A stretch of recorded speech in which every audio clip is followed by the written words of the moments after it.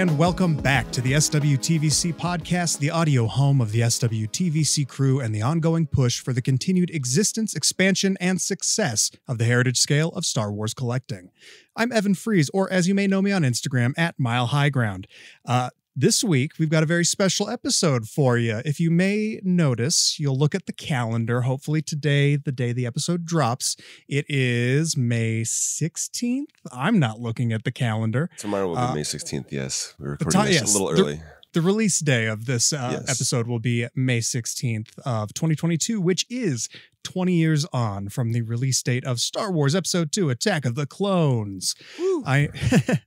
I am joined by walking, talking, better than Wikipedia, Star Wars extraordinaire John Lindquist, and he is going to walk us through some really fun stuff about Attack of the Clones and its history in the heritage scale of Star Wars collecting. Going to Rebels. We're going to the world between worlds. We're exiting 20 years ago. We're looking at all these beautiful blue cards on the shelves. Wow, take your pick. Wow, look at that. Look at that. The year is 2002. Everything is crazy. Everything's shiny. It's a freshly post 9/11 world. It's a pre-Spider-Man world. I think that came out around the same, that was the same month as Attack of the Clones. Yeah, I remember it came out during Celebration, which was, I think, April 30th, May 1st and 2nd. Without looking it up, I'm going to go with that. Perfect. And it was in Indianapolis. Yes, but I remember people there talking about Spider-Man, and I was like, how could you be talking about anything but Attack of the Clones right now? But exactly. Yeah, we like talking about Doctor Strange at upcoming Celebration this month. Both Sam Raimi joints, but you know. What can you do? Wow. And 20 years later, we got, spoiler alert for a different franchise's movie, but Tobey Maguire is back. And now 20 years after Attack of the Clones, Hayden Christensen is also back with Ewan McGregor for Obi-Wan Kenobi. I am so excited. I just did a prequel rewatch. I don't think I'd actually seen them since the run-up to Rise of Skywalker a couple years ago. Really? Just to get re-hyped all over again.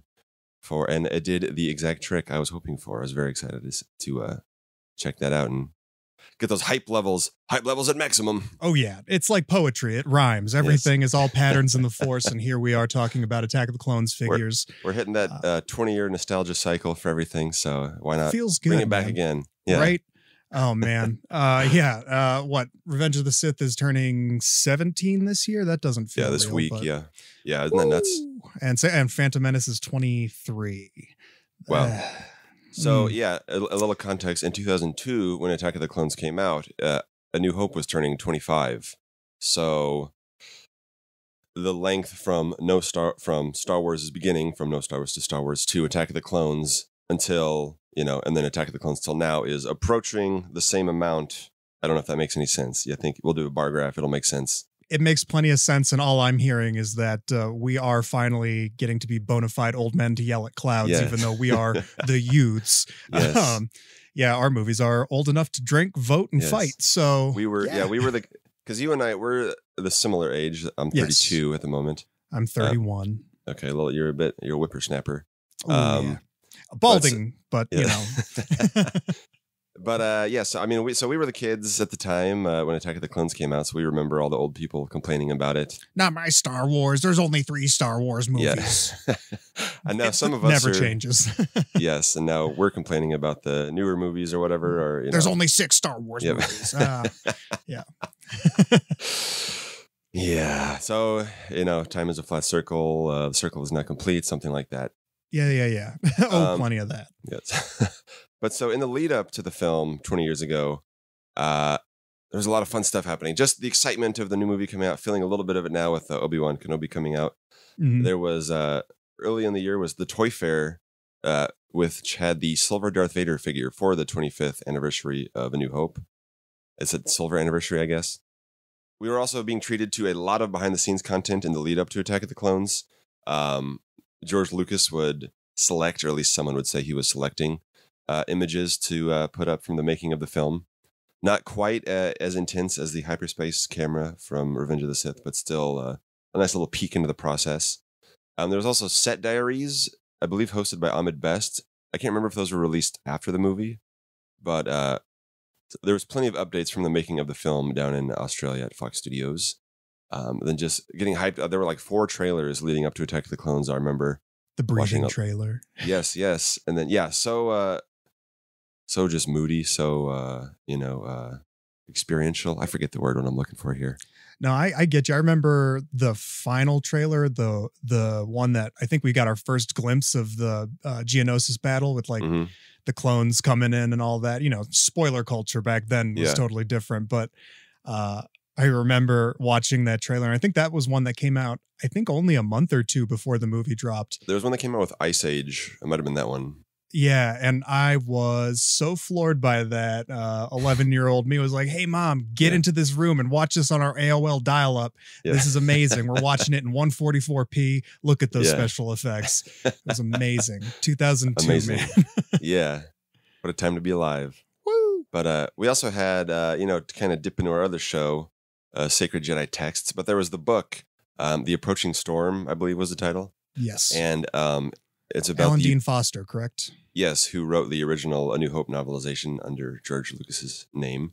But it was about that border dispute on Ancion. So when Mace called that out in the film, I remember going, whoo, jumping out of my little 12-year-old seat. The seat, I don't know how old the seat was, but you get the picture. Yeah.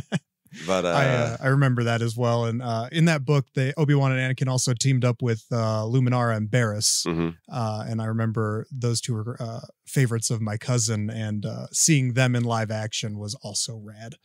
Yes, it was in the same, because they're in that same scene. They're in Palpatine's office. I wanted them to be like, hey, yeah, we were there. Like, yeah. Yeah, that was us too, dude. Yeah. We're already here. We're already at the meeting. We're not still on an elevator somewhere. Hanging out, doing whatever we're doing. They're mansplaining the adventure that they just went on. Yeah. Oh my God.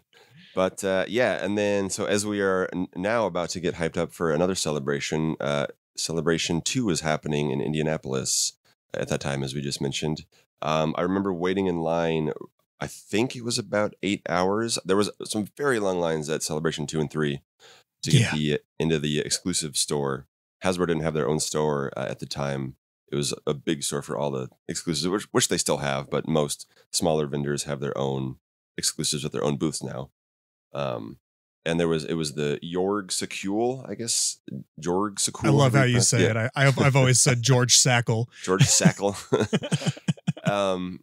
Jorg, very, very nice of you. Jorg. He's also called out in the, not that spelling of it, but like Egrog Sakul or something is called out on Star Tours, and so that was the first backwards George Lucas shout out. But it, of course, is George Lucas in the X-Wing pilot gear exclusive to Celebration, which was very valuable at the time and very awesome to see. And it's probably not as valuable. I'm sure Black Series is going to be getting a redo of that at some point. Of course. As they got the redo of the 2006 George Lucas Stormtrooper, but it was great. It was awesome. Yeah. It was also in the packaging that matched the Attack of the Clones figures from Hasbro. And we will, and we'll get into that momentarily, but for sure. Didn't mean to derail. No, perfect. But I want to, what were your opinions on the film then? What were your opinions on the film now? Obviously people go back and forth on the prequel topic. I loved it. 11, 12-year-old me loved it. That is probably the movie I've seen most in theaters ever. The summer it came out. I think I saw it every week at least once or twice for 4 months. I lived a little bit outside of town, and all my friends lived closer to town. So throughout the summer, my mom would either drop me off before work, or friends parents would come and get me from home, and then they'd drop us off at the movie theater for a day. And, in between that and swimming pools. But yeah, I think I saw it probably 20 sometimes. Oh my God. And absolutely just loved it. So it was everything an 11, 12-year-old could want. It was. Yes, it was catnip for us. Yes, it was. That dopamine hit, man, 20 years later, and I can still recall it. Jedi action, like when the Jedi ignite their lightsabers in the arena. I probably almost wet my pants. I never dreamed I would see something like that, even though it was hinted at in the trailers. Your memory is poor when you're just so overwhelmed with excitement. Growing up, getting older, the whole prequels bad stuff. And it was for the longest time my least favorite Star Wars film. It has been recently dethroned by The Rise of Skywalker. But that was also a slow climb down the ladder for that movie. Sure.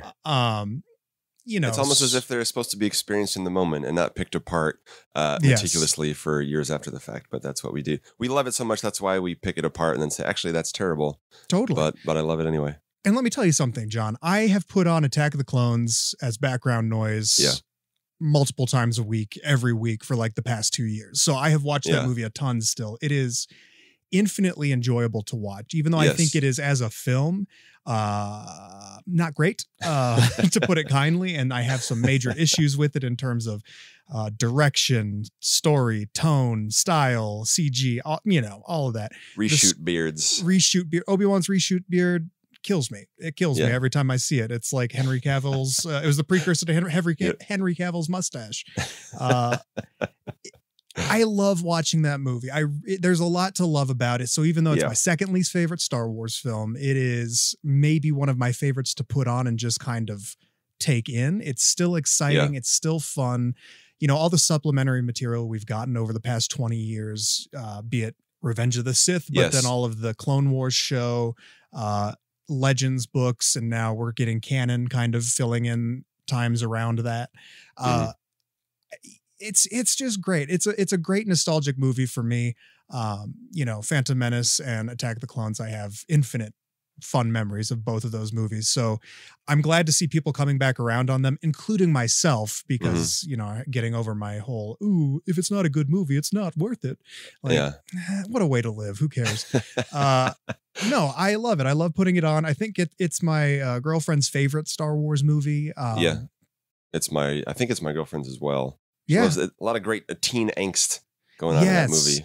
For the ladies. Yeah. And it did something that I wish that we had seen more of in some of these. So without doing like mystery box stuff, like, they did with the sequels, like, J.J. Abrams mystery box. Yeah. It was a mystery film. It was kind of like a film noir almost, exactly, with Star Wars trappings. And I would love to see more of that, of, Obi-Wan going on like a mystery mission. And I love it, my man. Again, not my favorite, but damn if I could quote that movie back to front and have a great time watching it. And the score is phenomenal, and it contains one of my favorite Star Wars moments in the entirety of all of it. Which part? The moment of at the Lars homestead when Anakin decides to go off to find Shmi, and he's looking at the binary sunset. The music begins to swell. Padme comes up, and then you see them hug in silhouette. And then he blasts off, I won't be long. And he blasts off on that, and Duel of the Fates kicks in. That whole little sequence, from John Williams' score to just even the simple performance and just the simple shot composition of those.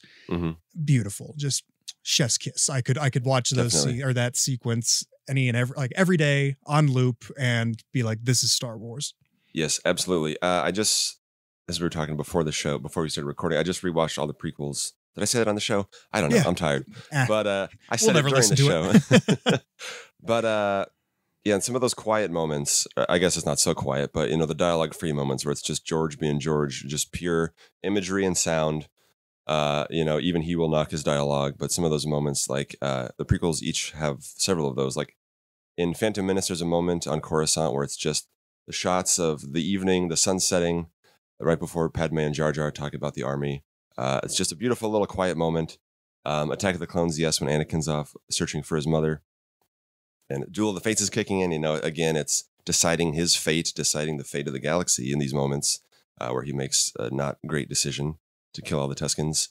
And like in episode 3, his the Padme rumination scene where he and Padme are looking out at each other, and it's just silent, and it's just very moody, just so full of emotion and stuff. I love Attack of the Clones, loved it at the time. Some of the, it's rough around the edges sometimes with the reshoots, and some of the, if I had to ding it, some of like the Sifo Dyas stuff is a little undercooked. You can tell they didn't 100% know what George didn't know what he was doing when he was with that plot, when he was writing it out. That's my, if I have my druthers with it, that would be it. 20 years on, I'm still kind of hazy on the Sifo Dyas plot, even though we've seen a bunch about it. We've seen. Sure. There's been TV show episodes about it. There've been books about it. I'm still not really clear on it, but as you said, but then watching it, with all the supplementary material, like watching it and going, oh, the Bad Batch are on Camino somewhere. Like Omega's hanging out with Nala Se somewhere on this planet while Obi-Wan's touring. Yeah, with Tanway and Lama Su. or, thinking, oh, look at all those clone troopers. Like maybe Fives and Echo are down there, or Heavy, like all these characters, that it just sets up the war in an interesting way. And yeah, so many other moments from Clone Wars and Revenge of the Sith and everything we've seen since that the movie sets up that I really find great. I really find interesting.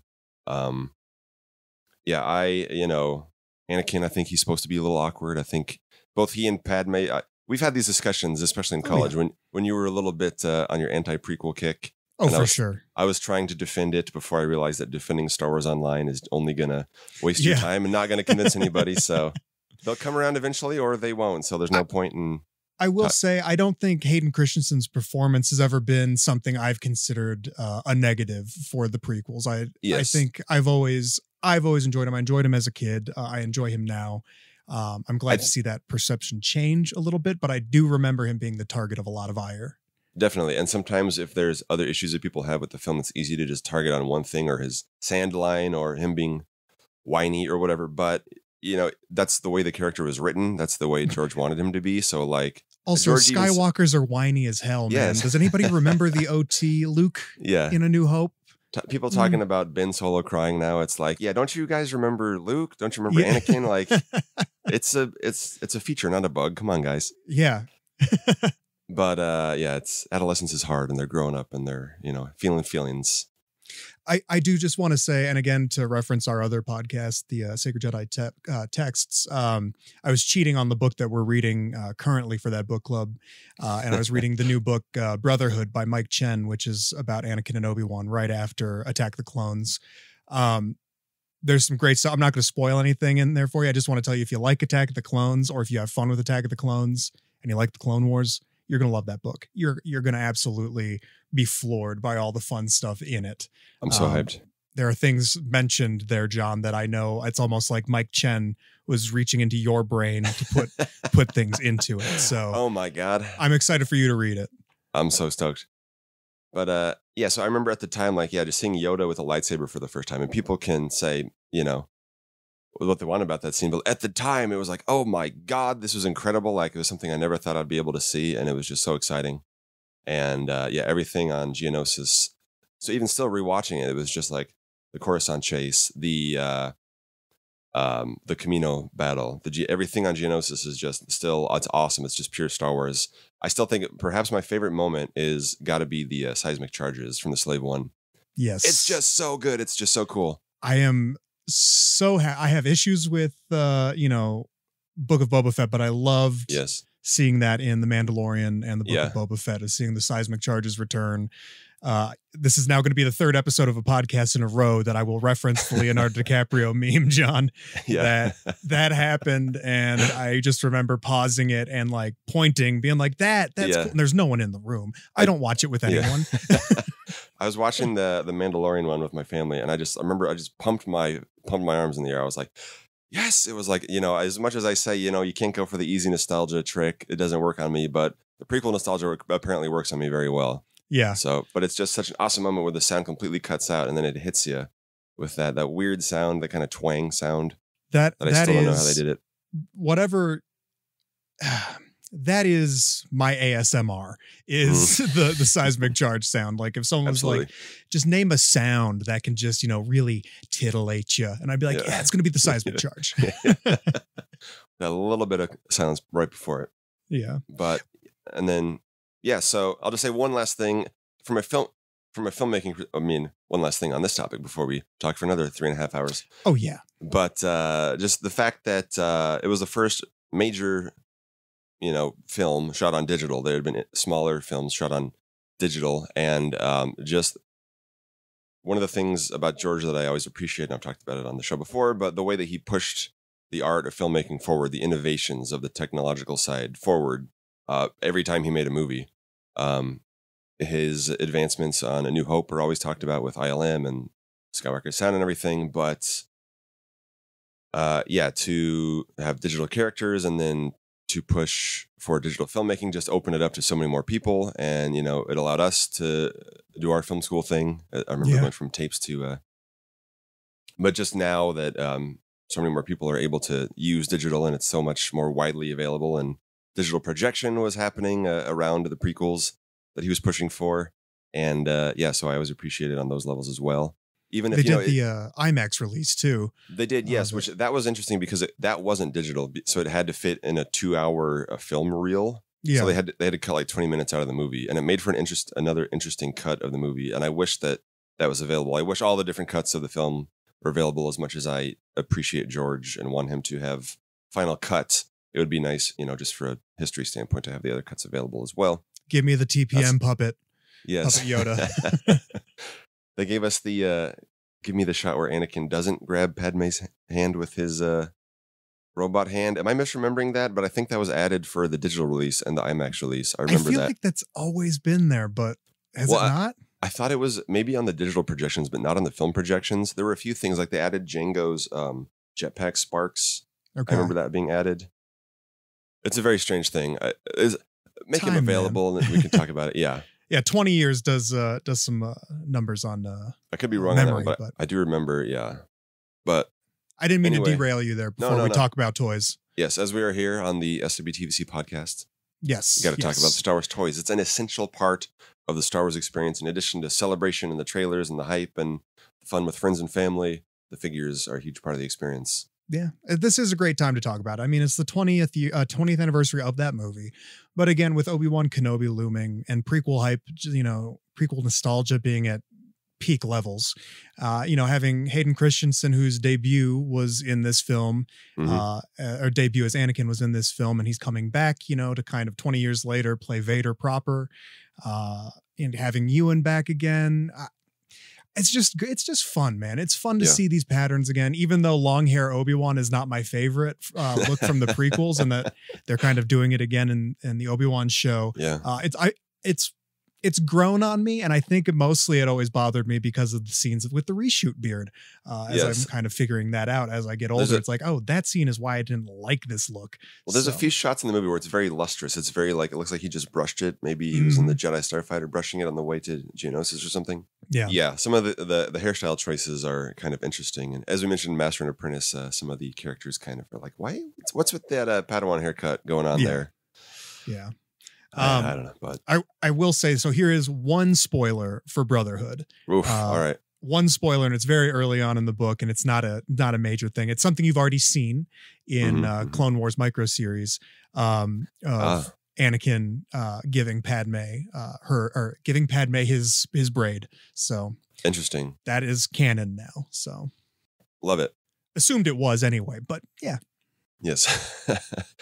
So, all right, ready to talk about the figure side of things? Let's do it, man, because I'm just going to say here at the top, these figures we're about to talk about, like, even though, yes, I collected Power of the Force stuff, and by collecting, we were children. You've said this before, John. Were we collecting? No, we were playing. We were accumulating and playing. Even though Phantom Menace and Power of the Force stuff was huge nostalgia for me, picture who you were, like what you were doing when you were 11, 12 years old, and the toys that you liked then. And man, those are some formative toy years, man. I have nothing but fond memories. I haven't looked at a single image. You sent me a little outline here. I can picture them all. I don't even need any reference for this really to go through. Of course, later I'll stumble over my words and you'll be like, that's not right. And I'll be like, sure, I misremembered. Son of a, yeah. But anyway, sorry, I digress. I'll just say, globally, I remember just setting up the Geonosis scene with these figures just over and over again, and just like setting up the different Jedi. It's just an incredibly toyetic movie, as they say, with all the Jedi and the clones. And it was just the start of it with, the different clone factions coming up in Revenge of the Sith and the Clone Wars and everything, but just setting up these massive battles. And the enormous Battle of Geonosis was something, Star Wars fans had been wanting to see.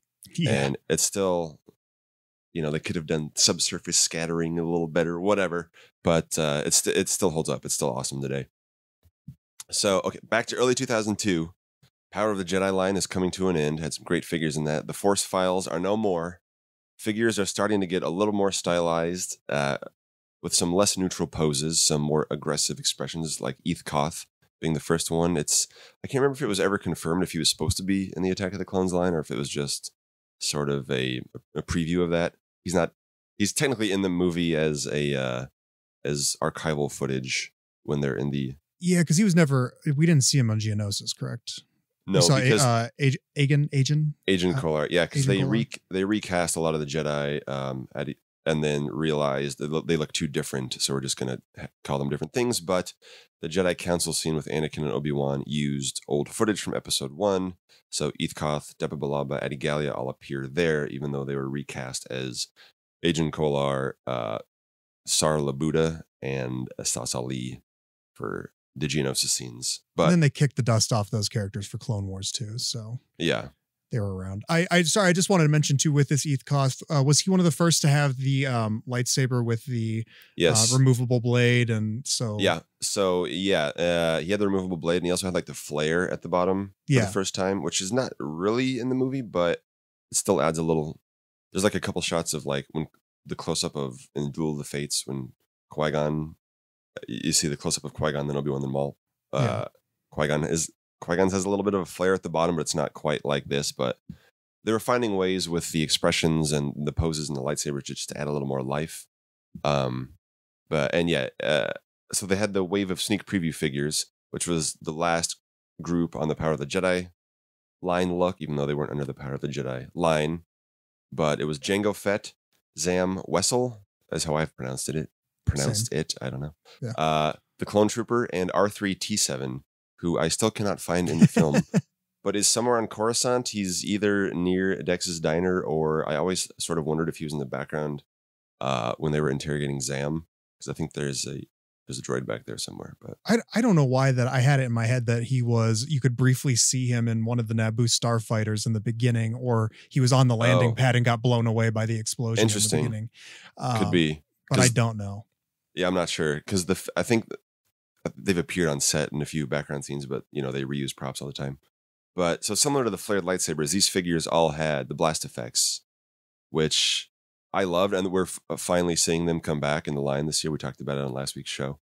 But they all had Jango with those blasters. Yeah. Yes, the double blaster just coming out. I remember getting that figure. That was so awesome. That was that figure right there, I think, hyped me completely on Attack of the Clones, where I was like, this guy looks like Boba Fett. He's got 2 guns, and they have like the cool things that I can pose him with. Dude, like, come on. Looks like he's about to like jump or like do an electric slide or something on the figure. Yeah. It was great. So good. Zam had the full long rifle. This one had the mask over her. She was COVID ready 20 years in advance. Indeed. The clone had the big giant blue blast, which kind of made it kind of sags after a while, but it's still awesome. So I would remember having to rotate it different ways so it would stay upright. Yeah. But it has the Geonosis dirt on the bottom as well, and they still look great in scenes, in dioramas. And then R3-T7 had the electricity effect, which I don't know. Yeah, maybe because Dex had those the meat cleavers with the electric effect. Maybe Dex smacked him with it. I don't know. Deleted scene. I have no idea. It's all connected. Yes. They also had I don't think I got it when it was a sneak preview, but one of the vehicles was Obi-Wan's Jedi Starfighter, which... Was that sneak previewed? Because I know they did them for Revenge of the Sith. Well, yeah, it was listed as a sneak preview at some point. Okay. Yeah, Anakin's was a sneak preview for Revenge of the Sith. Yeah. But we can get more into vehicles later. Yeah, for sure. But so yeah, the full saga, quote unquote saga, which does not appear in the package, but that's what we call it for whatever reason. Line debuted on April 23rd, 2002. I remember going to Walmart. I remember being so hyped in school all day, waiting to go to Walmart after school to get that stuff. So in addition to those new features from the sneak preview figures, they also added the controversial action features of the time. Some fared better than others. Yes. And to paraphrase the Insane Clown Posse, freaking magnets, how do they work? Because magnets were all over the place in 2002 on your Star Wars figures. Yeah, oh man, the Obi-Wan that had the hand, or like the Coruscant chase Obi-Wan, he could hold on with the magnet to the droid. And they gave him a metal hilt. I loved that they gave him metal hilts, even though it was kind of inaccurate and weird. It was an interesting experiment, and they looked fun. They were shiny. Yeah. So in addition to those, the flared blades, some of them were plastic, but some of them were metal. Mm-hmm. And they had the metal ones were more prone to breaking. Yes, they were. Yeah, most of them are now broken from my collection, but most of mine are all epoxied back together from 2002, 2003. Yeah. So I appreciate that they tried. Yeah, there's a few. There's some super glue. My Attack of the Clones collection is 90% super glue at this point, but yeah, we got some good playtime, didn't it? Yes, yeah. There were buttons on some of the figures. There were dials on like on the Hanger Duel Anakin that came a little bit later in the summer, but to pull the figures out. Yeah. Well, there's the other one. Well, because there's the Hanger Duel one where he just kind of rotates his left wrist. Yeah, rotates the wrist, and then there's the Geonosian slash. Yeah. Yeah, where he's screaming, and then there's the deluxe Mace Windu that like he had like a little. It looks like a little dum dum lollipop that you like push out. You pull out it from his elbow, and it shoots out of his hand, shoots out of his wrist to break a battle droid in half. That was a deluxe figure that was just so awesome. He was smiling. I don't know why he was so happy to do that. I did want to mention Mace Windu. We've talked about how Hasbro's never really nailed Hayden or Mark Hamill's look super great. They've never really nailed Samuel L. Jackson either. No, the new photoreal one is not bad, and the Black Series one is pretty good. But the Black Series one's pretty good. The photoreal update on Attack of the Clones, depending on the sample you get, is pretty decent. But I'm thinking of like I think all of the Attack of the Clones Mace Windus from this time, this era, he was making weird faces like grunts, like eyes closed and mouth like open, like screaming or smiling or whatever. There was no neutral face for him. And that was a while to get a neutral Mace. Yeah. Neutral face Mace. Yeah. But because I remember at the time they were really hyping up the fact that Hasbro was working with Gentle Giant to scan the actors for the first time, which now is still a very common practice. Like Bill Burr has talked about it and stuff recently for Mandalorian. But yeah, it was very innovative at the time. So I don't know if Samuel L. Jackson was just having a lot of fun in the booth, smiling and screaming and all that stuff. Because I remember there was a little mini bust or a bust up or something. Yeah. From Gentle Giant of Mace also screaming. So he was just so hardcore in that movie. Yes. But he cut a dude's head off. That's pretty hardcore. That's true. That's true. We did get a decapitation in a movie for kids. And you could recreate that in the action figure line. Indeed. With a lot of body parts that were coming off. Zam's arm, Anakin's arm, Mace's, or Jango's head.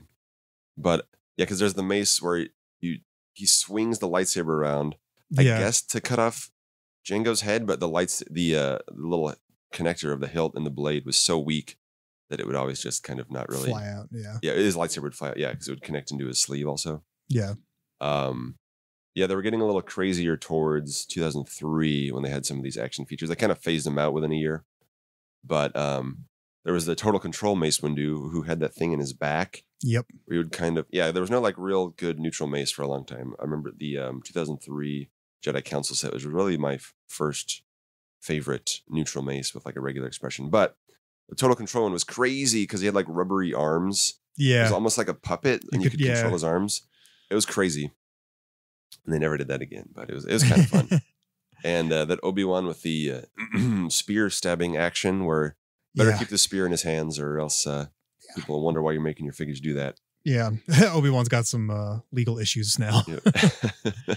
Also, I wanted to mention too, with magnets and features, the force flipping ones like Obi-Wan and Dooku, where they had magnets on their feet on a magnetic pad, and you'd hit them off a launcher and they'd flip. Yes. Of course, they had their lightsabers affixed to their hands, so those are all broken off of mine now. But yeah. Did you ever get that to work? I got it to work like maybe once. I think like a couple times, and then just thought, nah, I'm just going to use these as figures. But you couldn't stand them because they didn't have peg holes and they had little magnets on their feet.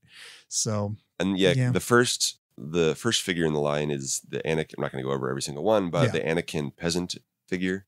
But the way he uses my favorite.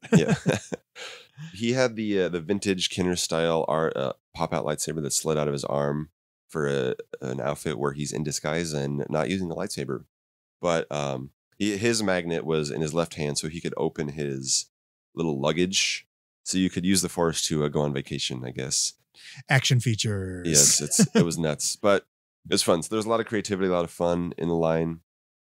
Collection 1 was the main characters that had a lot of action features. Collection 2 was secondary characters with some of their more flared out posing, like Luminara Unduli, who, when I saw her make that pose in the movie that she had on the figure, I was stoked. I was like, well, that's so cool that they did it like that. Shaq T also has she was in the Attack of the Clones line, right? With the big flared out skirt. Yeah. Yeah, I don't know if she's dancing around. She's doing some kind of spinny move or something. But all the Geonosis Jedi, just so many awesome designs. Even Jar Jar was looking like he's doing a little dance or something with that big electro staff in his Senate Senate outfit. Yeah. He's attacking people. If he's he's assaulting democracy. So I guess is that still the only works. version of Jar Jar that we've gotten? Yes, and so Jar Jar wears 2 outfits in Attack of the Clones. There's one that has more like epaulets or something like on his like necklace things. Oh, yeah, people always compare it now to the Crimson Dawn necklace. But it's what he wears at the beginning of the movie, and they've never made that one, and they only made his Senate look in this, where he's kind of like he has a back action pose or something. For his very action-oriented scenes in that movie. Yeah. There's also, because this was an era where we didn't have to wait a year after the media debut to get figures from it, there were quite a few that were based on concepts or scenes that were not in the final movie, which is always kind of fun to see. Some of them are C-3PO with the removable coverings, because originally he was going to be quote-unquote naked until Anakin went off to rescue Shmi, try to, and then Padme would put the coverings on him. And then, of course, they scrapped all that and just reshot C-3PO with the full coverings on, but he lives on in the action figure. And there was the Geonosian warrior, who's kind of based on the maquette, who has no clothes, unlike the final film where they were hiding their shame. The battle droid, there were a few different battle droids, and they were in the tan Phantom Menace colors instead of the maroon Attack of the Clones colors. They were repainted in later runs of those figures. I remember something weird was Dexter Jettster's pipe. So the actual figure doesn't have a pipe, but on some prototype images, you saw that he was supposed to have a pipe, a smoking pipe, and not a like a pipe to beat somebody with. But the packaging, I remember, has a little sticker on the side, the little inserts that they had in this line that list the accessories on the side. They would put a little blue piece of tape over the part that said pipe on the first runs of the figure. I just love that kind of stuff where it's like a little sneak peek into the process. Yeah. And then there was Count Dooku, who had a green lightsaber, which I wasn't sure what that was about. Did he use Anakin's green lightsaber for a second? I think he might have, right? Yes. So that was in his fight with Yoda. So I remember being so bummed that this was cut out. And there's a couple stills from it. Like there's a couple finished stills. But it was during the fight. And it's in the novelization and the graphic novel adaptation from that year too. Okay. Of while he's fighting Yoda, he uses the Force to pull the green lightsaber out of Anakin's severed arm, severed hand, and fight Yoda with 2 lightsabers, and it's very cool. And I wish that's one of those what if things that I wish we could see. I wish they could restore the footage, because they did shoot it. I think most of it. They just didn't. I think they cut it fairly late though, because it was in all of that material around the film. Interesting. And I remember that I was so hyped to see in the one of the TV spots, I think it had Anakin with the double lightsabers. Mm-hmm. And then that was for about 2 seconds. And then you saw the movie, and that was about as long as he had him in there as well. Yes. Still, that figure was so awesome. The Hanger Duel Anakin with loved it. Removable arm. And then one other figure based on early concepts was Boba Fett with Jango's jetpack and helmet, because originally he was going to, apparently, I don't know when this was cut, but he was supposedly going to put on the helmet and the jetpack and fly out of the arena. I don't actually know if that was just rumors based on the figure, or if that was actually mentioned somewhere. Let's at Daniel Logan to see if he can clear that up for us. Did you film that? Yeah. Oh, I already went over the spoiler part. Yeah. One note about Hanger Duel Anakin, and mentioning spoilers with the arm coming off. There were 2 versions of that. They did one with a magnet, and then one that was a plastic peg. I think so. Yes. Yeah. Okay. I have both. Okay. Yeah. I remember getting the magnet one, and then I thought I lost the arm, so I went and got another one. I went and got it. I was like, man, my toy. And so she went and spoiled my ass some more and got me more figures. And then that one had the peg, and I was like, oh no, but whatever. And then I found the magnet arm, so I still have them to this day. But nice. And because I remember that one was released like around 2003. They had like the Hall of Fame or whatever it was called line. It was the first stab at repacking main characters.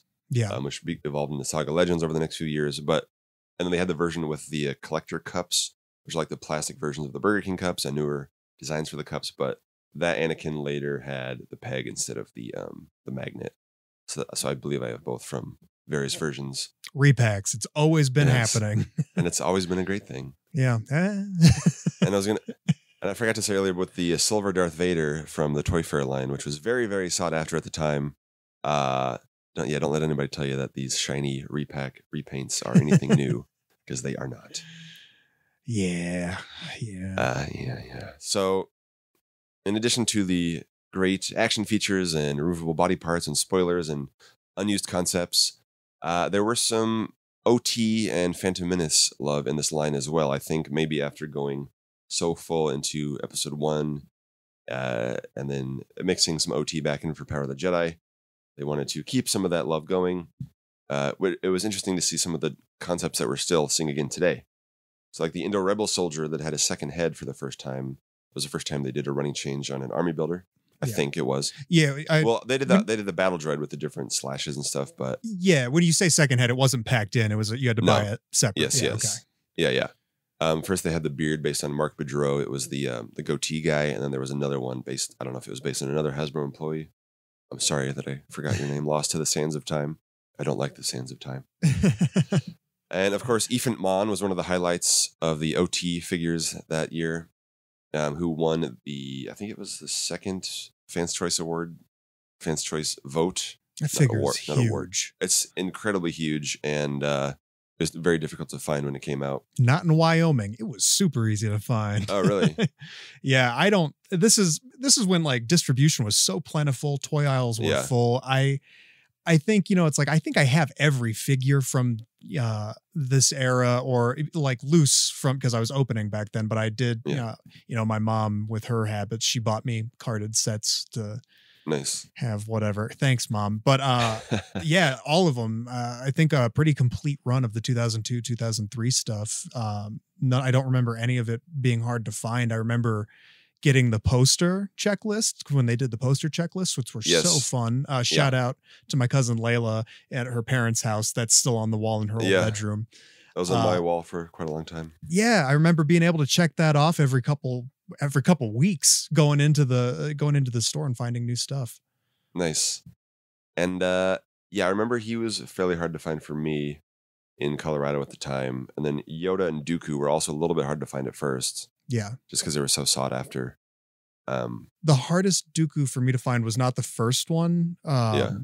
It was the one that was called Darth Tyrannus, which was, I think, 2003. Yeah, the first 2003 wave. Yeah. Yeah, with the lightning and stuff. Yeah. Yeah, so in terms of other OT stuff, there's also the Cantina sets, as I believe Walmart exclusives at the time, with the first bar pieces, unless you count the vintage Kenner stuff. And then the Troop Builder multi-packs, which were, I believe, fan club exclusives to begin with. Which we are seeing the spiritual successors to today for troopers in plain white boxes. Yeah. So it's awesome to see that stuff. And you got to look to the past to visualize the future, I guess. Shout out to 3 OT characters in particular from the 2002 run.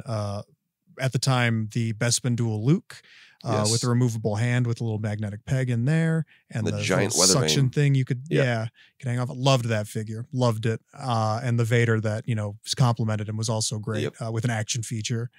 And then was it Jasper? It's supposed to be pronounced Jasper, but Jasper. I thought it was Jaspur or something. That guy was always an interesting looking bounty hunter, and he got a lot of face time in my Star Wars scenarios that I was setting up with figures. Nice. I had no idea who he was. It's like I wasn't going to be going frame by frame through A New Hope at 11 years old. So we couldn't at the time unless you wanted like the VHS or something. And I only had the pan and scan at the time. Yeah.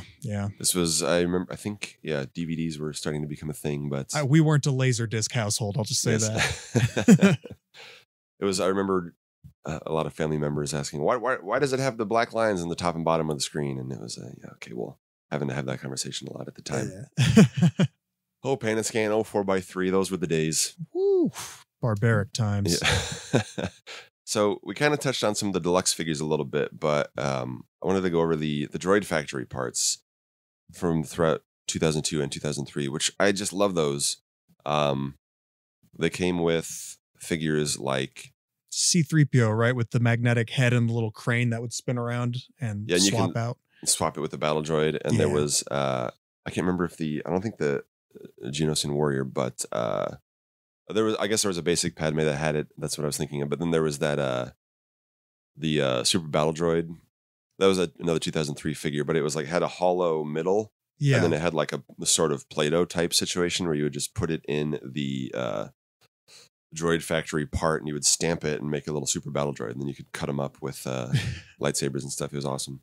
Kudos to Hasbro for getting Droid Factory stuff out in 2002, because that was such a late addition to, like, weren't they filming that like end of 2001? I think at some point in beginning 2001. of 2002. Yeah, it was. I don't know if it was beginning of. Yeah, it was really late, but I think it was. I don't know if it was that close, but it was late. Great addition though. It's one of my favorite parts of that movie. I will say. It is. I mean, because originally they were just going to go and then they were going to have a conversation with Dooku and then Poggle and then go to the arena. And they're like, George is like, we can judge this up a little bit. It's a silly cartoon. You get rubber CG-3PO bouncing all over the place and all that. I was going to say his R2 blasting around with the rockets. It's so silly. I love it. I love C-3PO's terrible puns, as you know from all the crap that I say on this show. This is such a drag. I was just laughing, just full-throated laughing at that this last time. I'm quite beside myself. I was like, this is so ridiculous. I just love it. No one was like, okay, George. Yes, let's tone it down. But he's like, let's crank this up. Let's be even funnier and weirder. Yep, peak 2002. Yeah. Well, that line also had the clone trooper on a speeder bike, which was the same style of speeder bike from Return of the Jedi. But those were also not in the final film. I think they were on the DVD or something. It was like an animatic of clones on the speeder bikes fighting Geonosians. But did not make it out, but it was awesome. Just some of the world building pieces that they had, like those Camino pieces that came with the Obi-Wan and Jango in 2003. Where you could blow through the hose on Obi-Wan's sleeve and he could use the force to knock things over. I was slamming down on that the pillar thing. Oh, that pillar thing did not have the strength to be real force accurate. I was puffing through that thing to really knock things over. My lungs don't have the capacity they once did, but they also had just all kinds of stuff. The accessory sets at Target. They had creatures like the Reek and the Acklay, and then of course the Nexu is part of the deluxe line. I never got the Acklay. To this day, I still don't have the Acklay. Because was that 2003 also, I think? I think it was 2003. I remember a little bit later. That was one actually, after I just said it was easy to find everything. That was one thing that was hard for me to find. I think KB Toys closed in 2003 or 2004 out here. So they stopped getting stuff in, and that was really the best place to get stuff. Yeah, shout out to KB Toys. I wanted to bring that up because I have Attack of the Clones and KB Toys are basically synonymous with each other. Yeah. For me with the figures, that was just such a huge way to get them. And they would blow them out, or they would have they always had great sales, but not that I'm a clearance vulture. I know that's very frowned upon. But they would when you're 11 years old, you can get I wanted extra Geonosian Warriors. And they would have like 4-packs where they'd repack some of the slower selling figures. I remember getting my first and only foray into customizing was back then, where I would take some of those Indoor Rebel soldiers and repaint their hair to be different colors. Dude, I did that too. Yeah. Oh man, and popping their hands off and putting other hands on that I could. I found that would kind of fit. I remember like taking some of the Jedi and kind of trying to repaint them a little bit to make some of the background Jedi that they eventually did make. But a lot of fun stuff at KB Toys. I remember just going there and finding some of the newer stuff or some of the deluxe figures. It was great. Personal nostalgia bit here is I remember I would get dropped off after school at my mom's office, and they would pay, 11, 12-year-old me to do their paper shredding, which it was a medical office. There was a lot of paper shredding to do. I would just sit in a closet for hours after school paper shredding, and they'd pay me like $5, not per hour, per bag. And when all the Attack of the Clones stuff came out, boy, oh boy, I was shredding fast. I was stacking them fivers, man. I would go with my stack of Lincolns and go to the KB Toys and go nuts. Oh man, it was my favorite. I financed. So I did work for these Attack of the Clones toys. Damn it. Yes, I remember.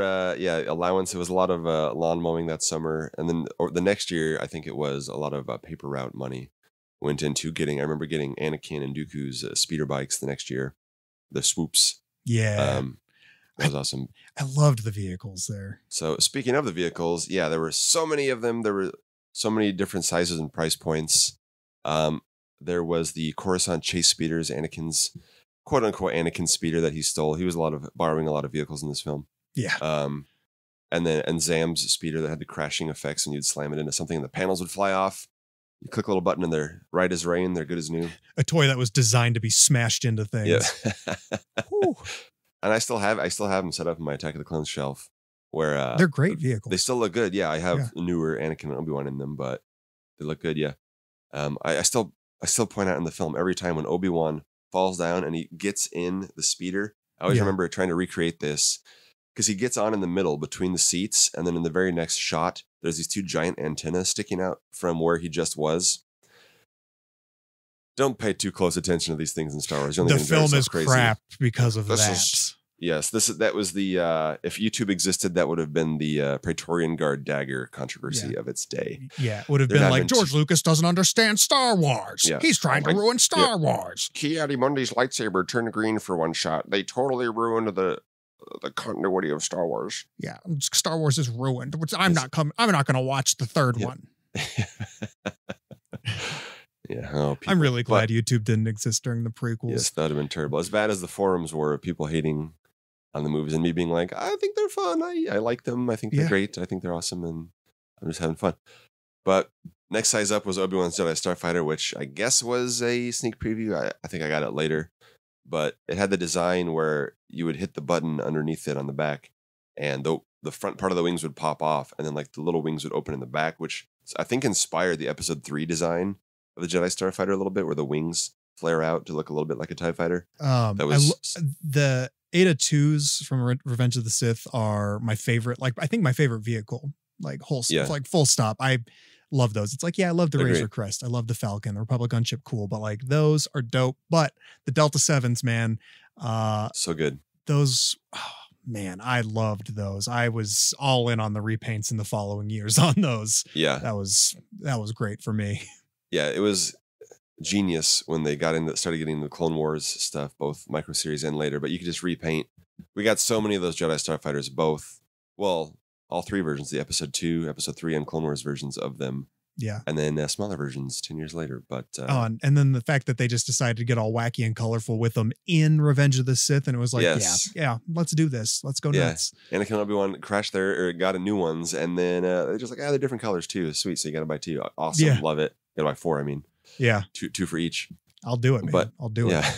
To this day, you could still repack the Delta 7 from 2002 and the Eta 2 from 2005, and you could just slap some new paint deco on it, and I'm sold. I love those sculpts. They are incredible ships.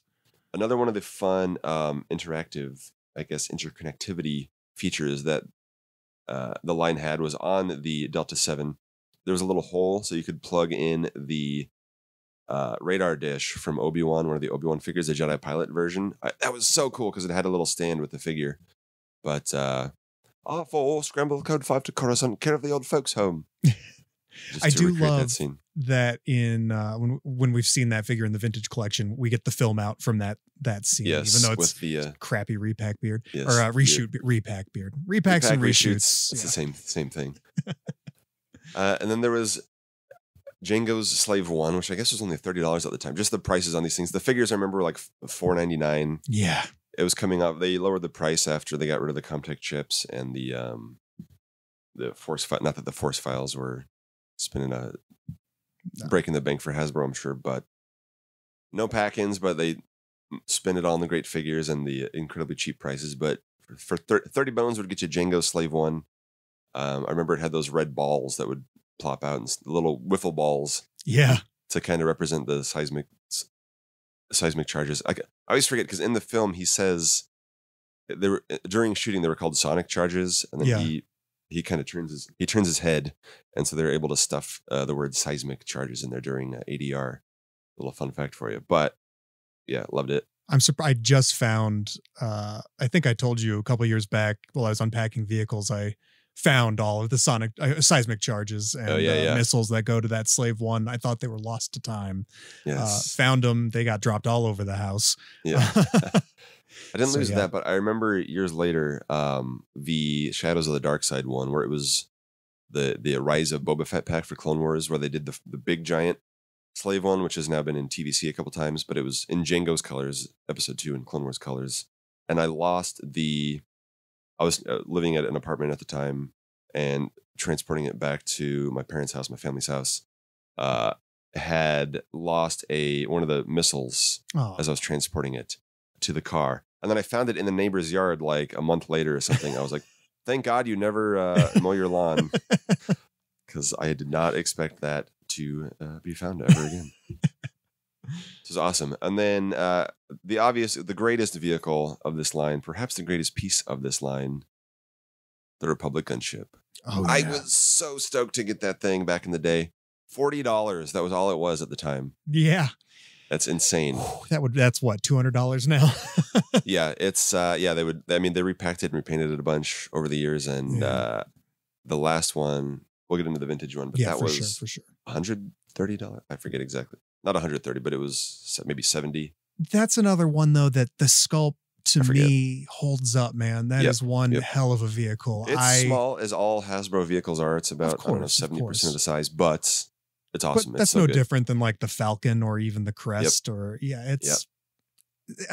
that vehicle, man, that was the centerpiece of any and all playtime that these figures got. Didn't even matter. It was like, oh, Zam Wessel's on a Republic gunship. Who cares? Yeah. That would be awesome. She died before they were deployed. Doesn't matter. Yep. It was a Coruscant gunship before that. But so many firing missiles, so many those weird ropes that hang off the back. I was just thinking about Anakin and Obi-Wan they did a lot of time hanging off those fighting midair battles. That's for sure. That's awesome. Yeah. The doors that open up, which they weren't mechanized, but they almost seemed like just the timing of it, like the quick movement out and then slowly moving back. I just loved it. It was so cool. And then the floor that would drop out so you could drop the figures in the troops with a handle and everything. Yes. God, it's so good. Yeah. That's I just got a really expensive stand for that. And also thank you, John, for hooking me up with a replacement, because my original, of course, is missing so many pieces, but the one that you gave me and a bunch of stuff had, I think, most of its pieces. So I was very happy to get that. So it's going to be displayed next to the Crest and the Falcon here soon. So love it. And then they even had sometimes I would, because it didn't come with the little turret balls on the side. There was the, later in 2002, the Clone Pilot figure had small ones. And then later, not even until Legacy Collection, 6-7 years later, they had the fully sized ones that could still plug into the side of the gunship, which was so cool. But yeah, they had little hooks and pegs for them or whatever. I would put the clones accessories. There was like little storage compartments in the wings. Yeah. Loved it. What a vehicle, man. Yes, it's a masterpiece. It still is. Apologies to Jingo, as I previously gave apologies to Pre-Vizsla, but neck and neck with the Republic gunship for awesomeness in my book was the Geonosis Arena playset. Those two items together, those were just, I mean, I still have them. They're still the centerpiece. Well, before the ATTE came along and stomped on both of them for coolness, but they're still just so awesome. The times I busted that guy out and just set up all the Geonosis Jedi and battle droids and super battle droids around there, I can't even count. So much fun with that thing. So I never had that set. Seriously? Do you still not have it? I still don't have it. Oh my God, you got to get that. I know. Even just for dioramas for displays, it's so good. Oh, it's an incredible piece. I remember. So I was the Star Wars kid, as I assume you probably were in your in your group in elementary school and middle school. Yeah. And I remember there was one kid who had that and the Acklay, and those were two things I didn't have. And he always held that over my head that he had them and I didn't. I was like, my life sucks, even though I have everything else and I'm so damn spoiled. So these are the two. These are the big ones. Yeah. It's definitely a birthday situation for that one. But because the front was the Geonosis Arena and the back was a little bit of the Droid Factory. It was kind of similar to the playsets these days where the back's not really anything. But they had some stuff. It would connect a little connector piece so that you could put all the Droid Factory conveyor belt pieces from the deluxe lines with it. And a little bit styled like Dooku's hangar. And then they did have some cardboard. So again, this is nothing new, guys. But they had some cardboard imagery to expand the scene. And the little gate on the side. And then the pillars. Oh my God. So many times I would set up all the pillars and have the Jedi tied up to it. It was so good. So good. There were 4 pillars in the arena, right? In the movie, yes. In the movie, yeah. Okay. It would have been slightly too convenient if there was 3 for all 3. Yeah, that'd be hilarious. So they added another one to make it seem like it was already there. It's not a movie, guys. Get it? Yeah. And then, however, the acolyte knocked it down fairly easily, right? So I was like, you think real easy? It's probably been there before, but I don't know. Maybe the other prisoners didn't put up as much of a fight as the Jedi and Padme, I'm sure. Nope. They weren't as on top of things. But took the words out of my mouth. But I will say the one negative about that set is that the observation deck piece, it never could click in all the way, or I could never figure out how to do that. So that like a little balcony piece in front of where Dooku and the Separatists stand that always falls off. So when I would have it set up, it hasn't fallen off on my shelf that I've had set up for a while now, but it would onto the figures, and then it would find out whose lightsaber peg is broken this time. Yeah. Oh man, is it T-posing Mace on that balcony too? And and then which of the super battle droids exploded because they had that exploding feature. But oh man, I do any of those actually stay together? I think those are permanently exploded for me. Yeah. So. But yeah, so that was the piece de resistance of the Attack of the Clones line for me. That and the gunship were just amazing. That line is incredible. It's like, even though there's not a whole lot of default, neutral figures in terms of just being able to have characters in non-action poses. Like I think, your only Geonosian Padme had the quick draw action and whatever. There was one in 2003, wasn't there, of her? There was also in a pose. That was a little bit. So it was more neutral. She had like a screaming face. Okay, that's right. But that was when she had her Nexu rip. Yeah.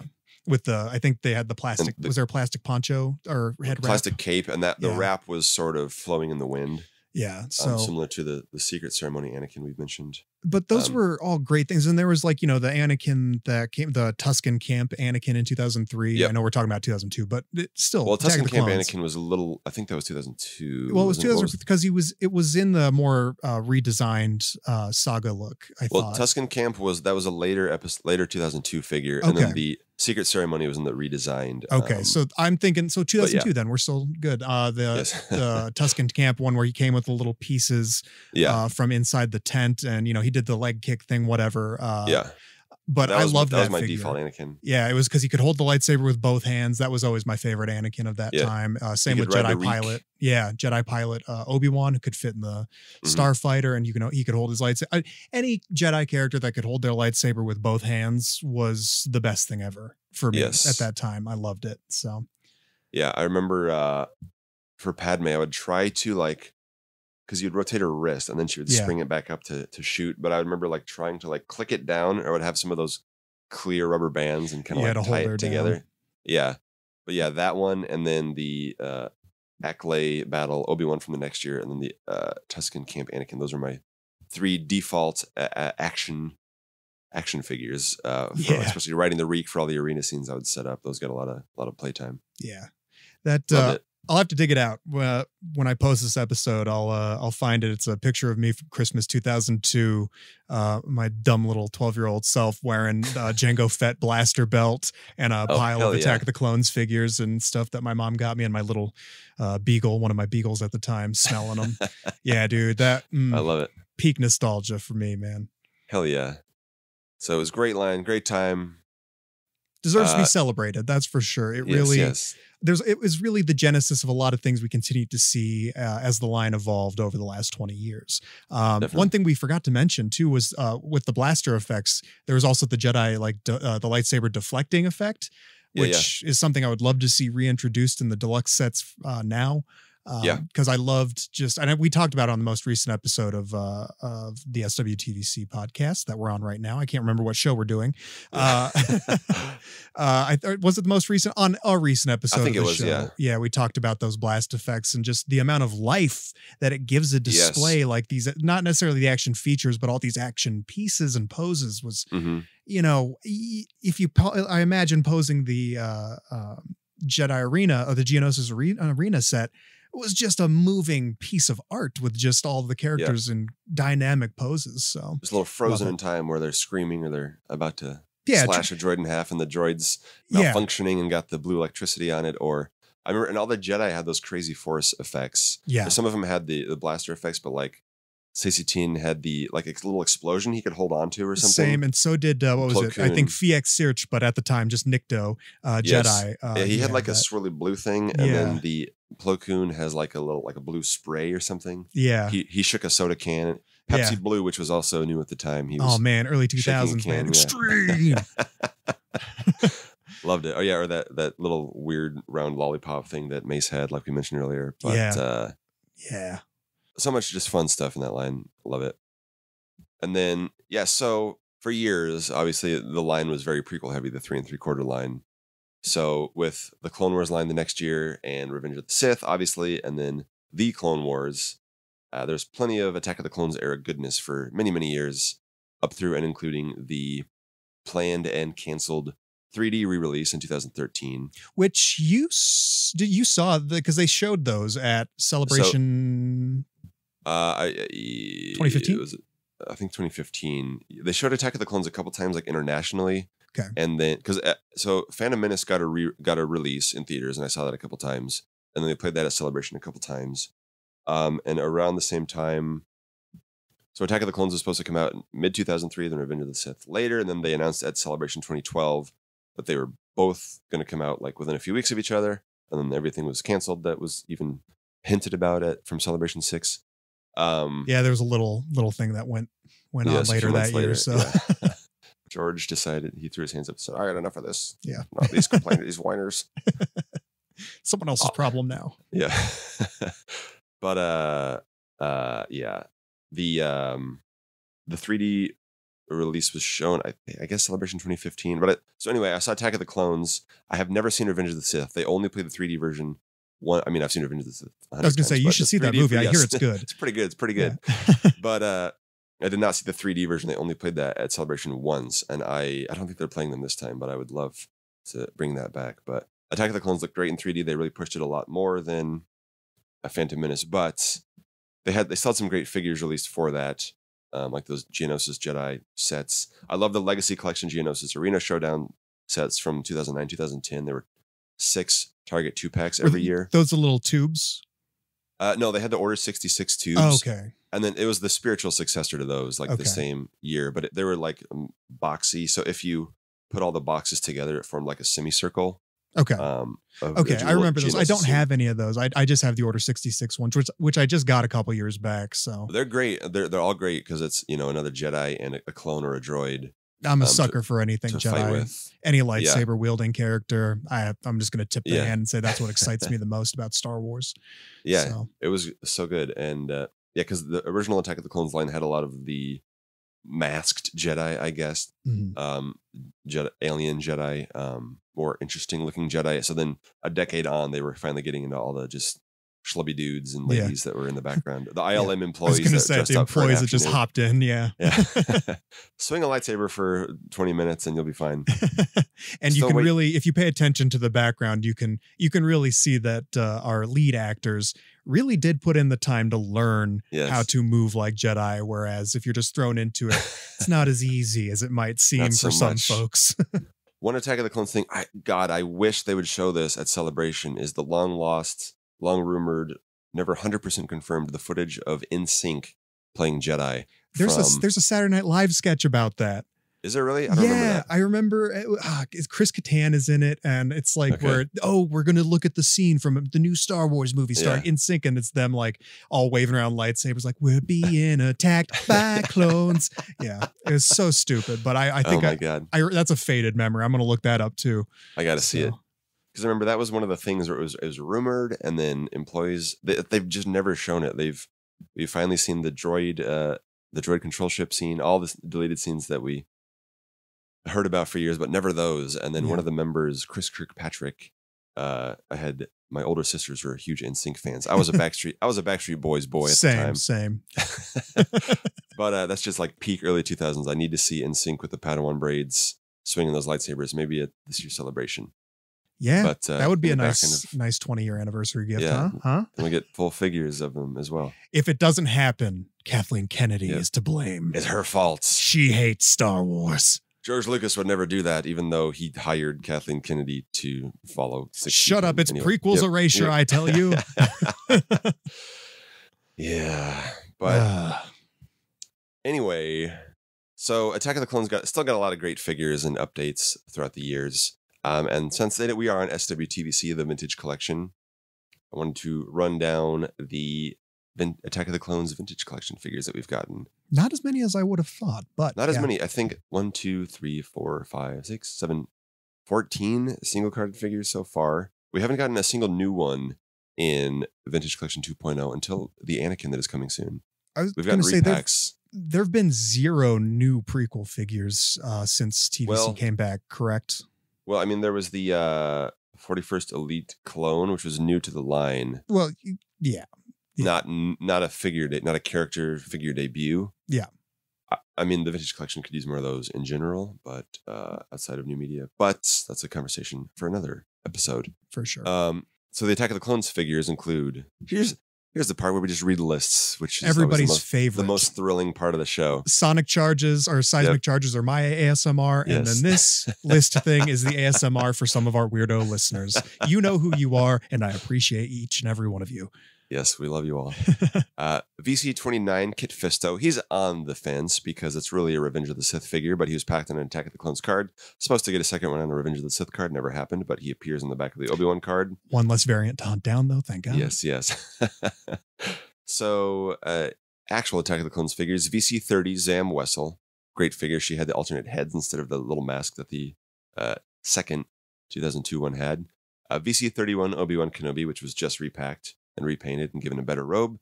God, that robe is great. Sorry. It's great. Yeah, no, it's the figure itself. It's almost up to modern standards, and I'm happy to have it again. Yeah. But yeah, the robe really brings it up another level. Just add rocker ankles to that Obi-Wan, and you've got. I mean, it's already definitive. It's already very good. Yeah. VC32 Anakin Skywalker in peasant disguise, which I think could use another repack. It's not a bad figure, but it's just. It didn't need to be repacked last year necessarily. I love a good Jedi in disguise in a poncho. Yes. Like I love that. But it was one that really, this is what we're going to do. Yeah. But we're getting the new Anakin finally, or the more regular Anakin is more the 9-year-old Anakin. Not the 9-year-old character, but the 9-year-old figure. Different 9-year-old Anakin. Yeah. But we did get the other 9-year-old Anakin, the Jedi Padawan version with the Obi-Wan. Anyway, sorry. It's good. VC33 Padme Amidala peasant disguise, which should have been repacked along with that Anakin, because she had the 2 headdresses, which was great, but she could use a photoreal update for sure. Definitely. VC34 Jango Fett. We'll be saying his name again in a moment. Real quick, to go back to VC33 Padme, that's the only Padme in the vintage collection, isn't it? Well, I went over that with Victoria on the live streams. But I don't support you and watch things that you're on. No, because I had thought that the only Padme was the episode 1 Queen Amidala. Oh God, duh. Repacked. There's one from episode 1, one from episode 2, but that's it. And that's not good. we'll be getting into our wish lists here momentarily. For sure. So yes, and Jango Fett will also be on that list. So sit tight. VC35 Mace Windu is also just repacked, given a better robe as well. Even though he's got these giant sleeves in the scene where he's got the lightsaber at Jango's neck. One small thing I just want to say real quick that I found fascinating. Good old Pablo Hidalgo recently has been tweeting about that Star Wars Shot by Shot account. Some of the artists and people who worked on the film will retweet them and talk about them. I can't remember who pointed it up, but Pablo retweeted them or something. But the shot from Mace's back where he's walking out to hold the lightsaber against Jango's neck, he's CGI in that shot. Like that, it's a full close-up of the back of his head. I had never noticed that in 20 years of watching the movie. Wow, but with all the bad CGI in that movie, I missed. If you watch it, if you watch it now, you can see. Yeah, because there's some obvious doubles for Anakin and Padme throughout the movie, and Obi-Wan that could for the time and Dooku. Yeah, I mean, but for the time. Yeah. And for never having done that before, that was revolutionary. But yeah, it's impressive. 20 years on, that's been done better. Anyway, if you're listening to this, do yourself a favor and look up behind the scenes photos of the hangar duel, and Count Dooku's body double is just some young dude with like a glued on horrible felt beard, like Obi-Wan's reshoot beard, and they just pasted over that with like a CGI Christopher Lee. It's amazing. Yeah, they did that in Revenge of the Sith because it wasn't on set with Hayden and Ewan at all in Revenge of the Sith. But there's some head replacement going on. Yeah. But anyway, so check out the CGI Mace for that scene. But next is VC36 Senate Guard, which is a great figure. I would buy a few more of those. VC37 Super Battle Droid, which is a great candidate for a repack, but I will also say that the Legacy Collection Geonosis Arena Showdown Super Battle Droid had ankles, where this one does not. That helps. Made with good plastic, though, I hope. Yes, please. Yes, please. Yes. Then VC-45 Clone Trooper, which we are all very familiar with at this point, which is repacked in 2020, and now coming to the Troop Builder sets with a new head. VC-49, what hasn't been said about the Clone Trooper 1,000 times, so I'll spare you the details on that one. VC-49, I don't know the pronunciation on this one. Phaex Search, he's the Nikto Jedi Knight, which already had a 2002 figure as well, which is a very good figure. Yeah. VC-51 Barriss Offee, which we just got repainted in the Clone Wars Micro Series line look. And VC-58 Aayla Secura, which was also got the same treatment from Walmart. And I guess the last Attack of the Clones figure we got in the Vintage Collection was VC-109 Clone Trooper Lieutenant. Is that correct? Yeah. Because apart from the repacks. So then next up is Anakin, which is very exciting to finally get a VC-230 something, probably. Yeah. So there was a run, between 58 and 109 where there was no Attack of the Clones figures. But we would have gotten a lot more. Because after the TVC Basic figure line was retired at the end of 2012, I'll take a detour real quick to say we did get a few more TVC vehicles, including the Republic Gunship repaint in 2013. It's the same as the 2002 sculpt, yeah. Yeah, so it's the same sculpt. Had better paint, better, crisper paint, but it includes the 2002 Clone Pilot and Yoda and 2003 Clone Trooper. I don't know why they reached back that far in the tooling, but whatever. But that's a great box, great presentation. I think that came with the bubbles, correct? I wouldn't know because your boy's going to be hunting one of those for a long time. Oh my God. I'm sorry. Sorry to hear it. Actually, I'm looking at it. Yes. Thank you, Bantha Skull Photo Archives. The Toys R Us exclusive, which they say was $120 in 2013. So God only knows how much a repaint would be now, but it would be awesome. Be 100% awesome. Let's just say that. You know what? I would shell out for it. I want them to reissue that vehicle so bad. I know it's not just me. That's something that is kind of an easy sell for them. It's a gimme for sure. I don't know why they're not doing it. They don't even have to do it through retail. It would be a plus thing. And I think as much as people have discussed the prequels over the past 20 years, I think Clone Wars is beloved, I guess. So you could just say it's a Clone. Even though again the Clone Wars, some of them had doors and some of them had lights. Some of them had bubbles. Yeah. The full enclosed doors. I want them to just straight up reissue it on Attack of the Clones for this year, or even if it comes out next year, pre-order this year and be like, we didn't forget you. Yeah, here's a $600 repaint of the Republic Gunship. The actual one. But yeah. How much is the vintage one going for nowadays? I had to stop looking because it made me too sad. And anytime I got money in my bank account, I was like, I could get it or pay my bills and keep living. So here's some typing sounds while I look it up real quick. Holy Lord, people have it for sale for over $1,000, $2,000. But what has it been selling for is the question. And $630, $700 are the recent ones. Even the Attack of the Clones one is going for $200-ish. So 800, 900, 500. Listeners, if you happen to have an extra one of those up for grabs and you don't have a Razor Crest, I have a spare Razor Crest and those currently sell for about $600-ish. So you want to trade? This show is just a shameless opportunity for me to ask for stuff. So love it. So it's still a great vehicle. The 2013 one was supposedly painted more like the one that Yoda actually rides in on. That great scene when the cavalry arrives. Around the survivors, a perimeter create. The worst. That's the worst line in Star Wars. That is worse than somehow Palpatine returned. Like that is hands down the worst line in Star Wars. Like, I'm sorry, fight me. Like that. Yeah. That is the worst. Oh my God. But the scene has a little miniature Death Star super laser things coming off the scene is Republic cool. Gunship. That line is bunk, dude. That line is awful. If we're gonna be criticizing dialogue from all of Star Wars, we could be here all day. Yeah, for sure. But nothing beats that. That's the worst one. Oh my God. But so after the TVC line was retired, even though the vehicles continued for another year as exclusives, Of course, as we all know, sadly, the line shifted to the 3.75-inch Black Series line look with a short stop in Legacy Collection, which was supposed to be the line expression. There was, of course, the figures that leaked out to a little calendar store, and there was the Amazon exclusive pack that had some that was supposed to be out. So these include FA4, Dooku's pilot droid, Sun Fac, the Geonosis warrior, Geonosian leader, warrior guy with one eye, Poggle's right-hand man, and then the battle droid in Geonosis colors, the Vintage Collection battle droid, which has now been repacked 3 times in TVC 2.0, has never been repacked outside of that line in the Geonosis maroon colors.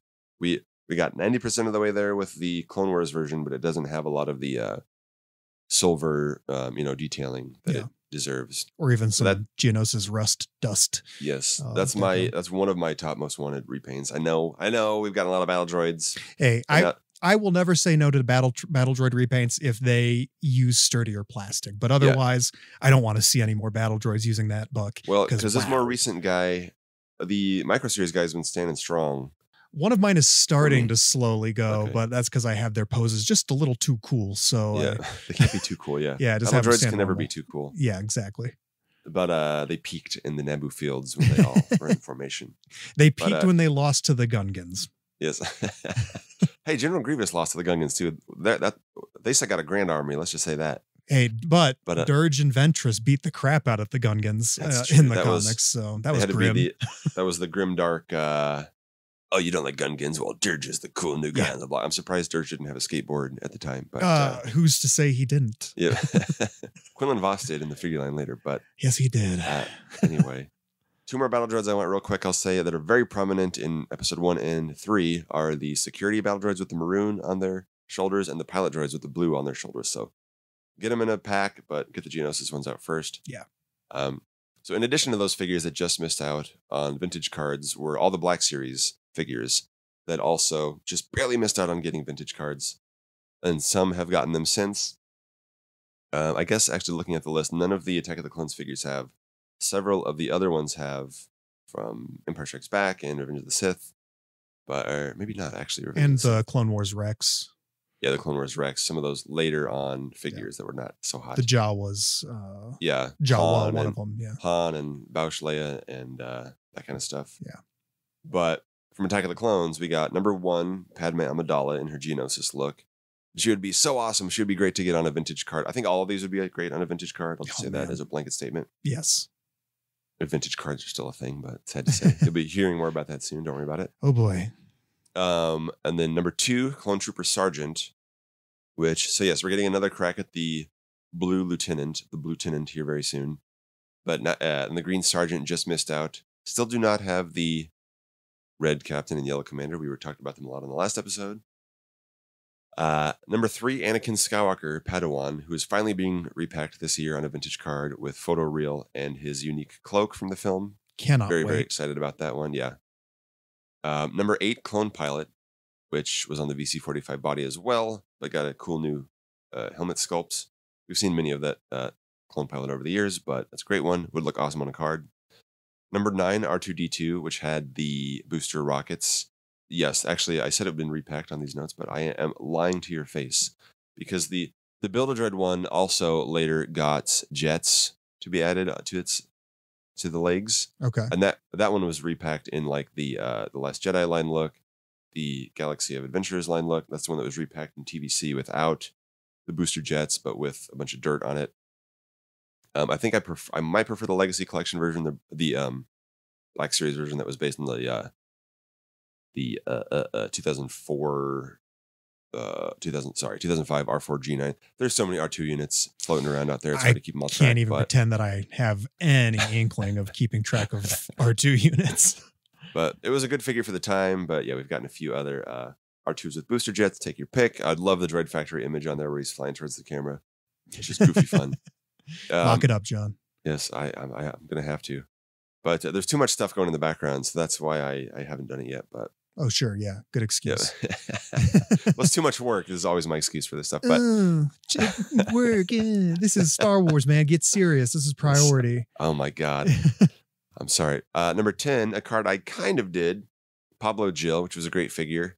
The his animation model was reused in Revenge of the Sith as Coleman Kodge on the council. He's given a new head with a different beak.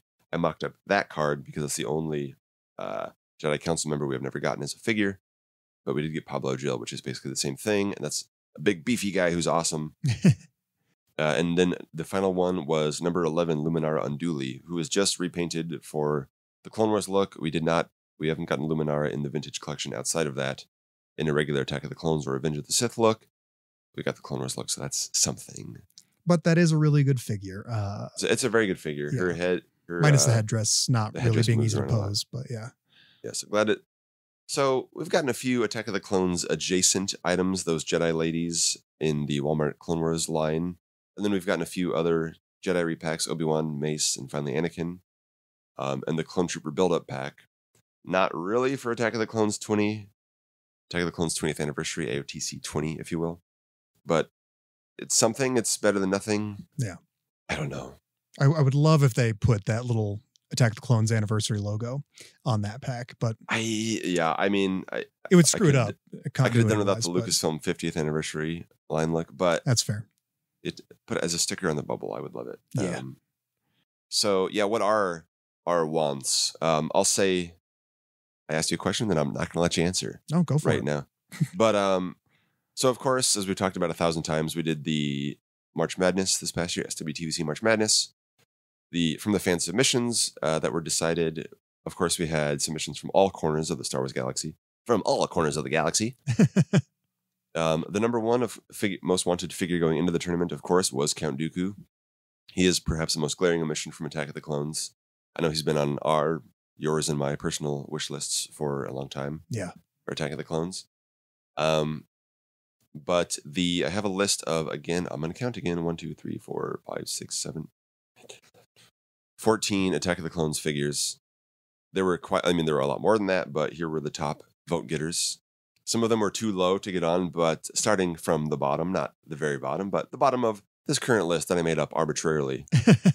There's data behind it. It counts. Yeah, there's data. But Dorme, the handmaiden who works with Padme in Attack of the Clones, played by Rose Byrne, whose career blew up after this film, much like Joel Edgerton, who we are finally getting back as Uncle Owen. So yeah, Dorme and someone else in a second. They showed up on fan lists a long time ago. I think the 2006 or Toy Fair vote, maybe the one after that. They got some handmaiden love back in the day. So next was Padme Amidala from Palpatine's office in her look where suddenly she has a completely different style of hair. Look at it. It's very strange. Ranked above that was Corday. You did your duty. Corday did hers. Perhaps you could put some of those explosion blast effects around her if you like. Yeah. I failed. You said, nope, you did your job. You did your exact job. You did exactly what you were hired for. Padme, and then you took your helmet off. You were in disguise. I was dressed as you, and then you immediately took your helmet off mere seconds after the assassination attempt, not even before it. George Lucas hates Star Wars. Oh, my God. Above that is Boba Fett, young Boba Fett from Attack of the Clones, Daniel Logan edition, maybe just because he appeared again in the flashbacks for Book of Boba. Maybe they could use the tooling for Omega as well, I guess. Some of the little arms and legs, at least. I don't know. Yeah. I mean, they could find a way to kind of something be creative with it. Yeah. Right above that was Paul the Lesser, who got a figure in 2003 that was repacked a number of times. I love that design. I love the Geonosian language. I'm debating whether or not I need to do it for you right now, but do whatever your heart tells you. There's a lot of that kind of stuff. I just love it. I love it. I'm sorry, I had to do it. Yes, do the rest of the episode in Geonosian. That kind of stuff. I love it. I love it. I remember the voice actor was credited Martin Sokas. I don't know if he how much of that ended up, how much he did, how much was just like birds that Ben Burt laid on top of him. I just imagine the actor going to the theater being like, oh, there's my character. Then he hears all these clicks and buzzes and like, what the hell did they do to me? Anyway. Technically in this movie. Yes, he'd be a great figure. And then some of these were Phantom Menace on the bubble, Phantom Menace Attack of the Clones. But Droideka, an all-new Droideka would be awesome. That's one of my top prequel wants after the rewatch. The existing figure is really not bad. That was most recently packed in those Geonosis sets, and then in the 2007 30th anniversary collection with half the episode 1 bubble around him. Episode 1 and 3 does not have the shield in episode 2. Above that, my boy, one of my top most wanted figures, Klieg Lars. Shmi is my wife. Some of these, so just him and Dorme and Corday. Queen Jamelia did not make the list. I think she's a little bit lower on the list, but some of these prominent speaking characters in Attack of the Clones. Obviously, we need C.O. Bibble in his. I was just gonna say he's not on the list. Yep. He's not. He wasn't on the set when they filmed it, and he's not on the list either. But yeah. So just the Attack of the Clones line was so expansive that we got so many background characters and secondary speaking characters. But Klieg is still not on it. He's one of those that I have wanted to see for a long time. Anakin ranked right above him. Was disqualified because he was announced. Padme Amidala in her Geonosis Arena look was right above him, even though she could be repacked. She could use new hips and ankles and all that good stuff, but yeah. I'd take her with photoreal and be happy. Shock T was next. Would be great. Again, I think the Geonosis Arena one was sort of her Revenge of the Sith figure with some added articulation. They could do a great new one, whatever. Yeah. Ki-Adi-Mundi ranked above that. Plo Koon above that. Yeah, we need those guys. The number 2 most wanted Attack of the Clones figures, I think should be no surprise. We already said Dooku. I'm going to just skip him. He was number 1. We already know he was number 1. Number 2 was Jango Fett. Yeah. So as we've discussed many times on the show, I'll let you take it away from here. Oh no, they've got all the tooling that they need for that. Really, at this point, they just need to. I guess maybe a new head, but they've got plenty of Tamora. They've got the head. They've got the Tamora heads for the clones. So I think they've already got him. I think his haircut's a little bit different. It's not quite as military precise as some of the new clone troopers. No, that's another gimme for Hasbro. That's one to easily throw together and make an absolutely wonderful figure out of all the new amazing Mandalorian parts that they've gotten out. Or that they are getting out this year in the line, and all of those Mandalorians are outstanding. I only have the one in hand so far, but from what we've seen, if the rest are half as good as this guy, we're in for a treat. Yeah, we're eating good. If you like Mandalorians, it's a good time to be a TVC fan. That's for sure. And if you don't, I don't believe you. Yeah, so if you don't like Mandalorians, you're a liar. Shut up and stop crying. So. Yeah, yeah, yeah. So Jango and Dooku, I think, would be obviously amazing additions to the line. That Dooku, as we said before, the Black Series Dooku was an amazing sculpt. The existing ones, not bad. 2005, it got some good ones for Revenge of the Sith and the Evolutions figure, basic and Evolutions figure that were. Then he got various heads and different soft goods and whatnot over the next few years, but an all new likeness would be awesome at the very, very, very least. Yeah, we've said it before too. Scale down the 6-inch one. And do that, not to be a heretic here, but the 6-inch Dooku, like you said, John, it's a fantastic figure. It is. And I am jealous. I wish it was in TVC. So yes, I'm jealous of a figure that I own, but whatever. Yeah. Collect them all. Yeah. I take that as my personal mission. Yeah, it's a challenge. That's for sure. But, yes, it'd be awesome. So, they didn't fully celebrate the 20th anniversary this year, but that's all right. It's maybe in 20 more years, we'll get some of these figures. Yeah. They seem to like 40th anniversaries more. Yes. Yeah, apparently. But, so what other figures or items do you want to see from Attack of the Clones still? I mean, obviously Jango Fett. I didn't put him on my little list here. Obviously Jango Fett. Obviously Count Dooku. Another obvious one being Padme, Geonosis. I wouldn't mind if they did another version of Padme from the Lars Homestead. I would love an all new from the ground up version of her from that scene or those scenes. Which one? Because there's the one where she's got the hood on where they're talking to Watto, and then she takes it off when they're at the dinner table. I would want the blue, not the thicker one, the blue one that she's talking to, when Anakin leaves from that scene. When Anakin leaves, I would love that, with proper soft goods. Is that modern the same one? Goods.